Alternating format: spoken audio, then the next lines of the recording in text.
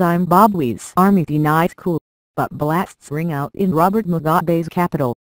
Zimbabwe's army has announced that this is not a military takeover and that President Robert Mugabe and his family are safe and sound. We are only targeting criminals around who are committing crimes that are causing social and economic suffering in the country in order to bring them to justice, the army announced on state-run media.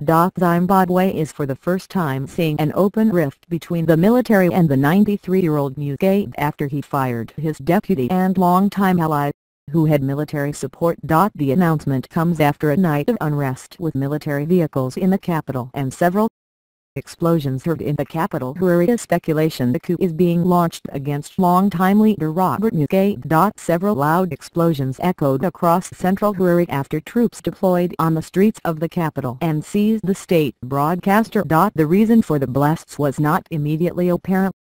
The army statement says that as soon as we have accomplished our mission, we expect that the situation will return to normalcy. It's a dramatic escalation of a dispute between 93-year-old President Robert Mugabe and Military Chief General Constantino Chiwenga over political succession. Just 24 hours ago Chiwenga threatened to intervene to send a purge of his allies in the ZANU-PF party. A Reuters reporter saw 6 armored personnel carriers on thoroughfares on the outskirts of the capital. Aggressive soldiers told passing cars to keep moving through the darkness. "Don't try anything funny. Just go," one barked at Reuters on Harare Drive. The presence of troops, including the movement of armored vehicles from a barracks northwest of Harare earlier in the day, sparked rumors of a coup against Mugabe, although there was no evidence to suggest Zimbabwe's leader of the last 37 years had been toppled.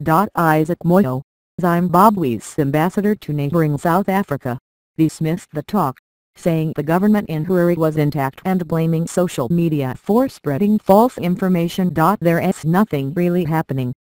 They are just social media claims," Moyo said, in Harare's first official response to the coup rumors. The southern African nation has been on edge since Monday when Chiwenga, commander of the Zimbabwe Defense Forces, said he was prepared to step in to end the purge of supporters of ZACT Vice President Emmerson Mnangagwa. Only a few months ago, Mnangagwa, the former security chief nicknamed the Crocodile, was favorite to succeed his lifelong political patron but was ousted a week ago to pave the way for Mugabe's 52-year-old wife Grace to succeed him. The lead item on the ZBC state broadcaster's evening news bulletin was an anti-military rally by the youth wing of Mugabe's ZANU-PF party.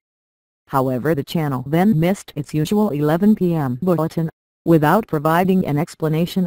Politics over the gun. Chiwenga's unprecedented statement represented a major escalation of the struggle to succeed Mugabe, the only leader Zimbabwe has known since it gained independence from Britain in 1980.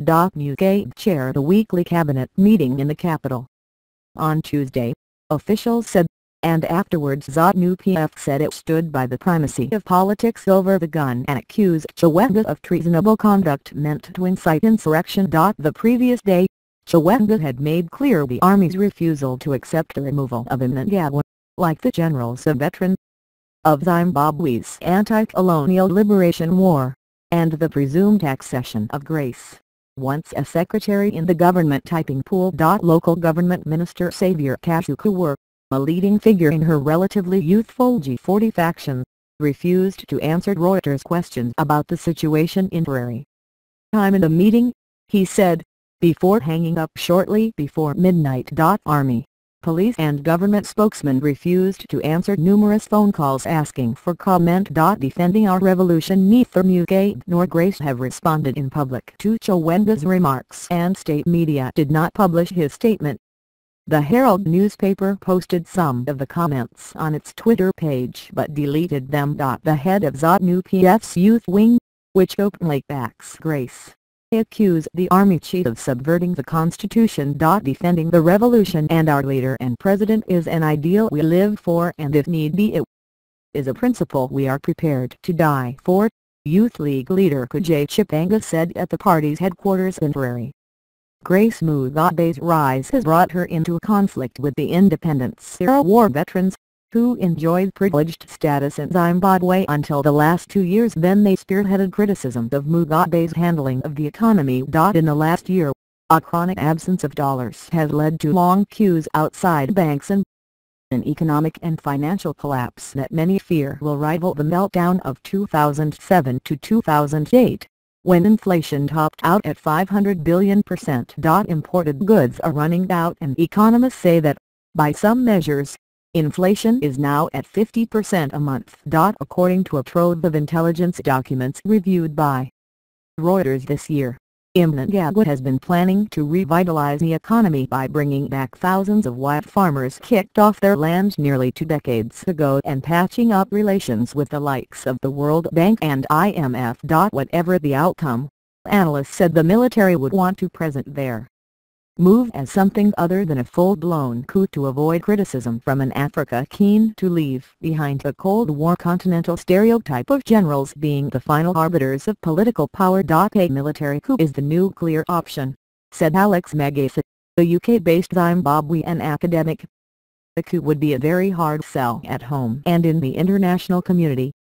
They will want to avoid that.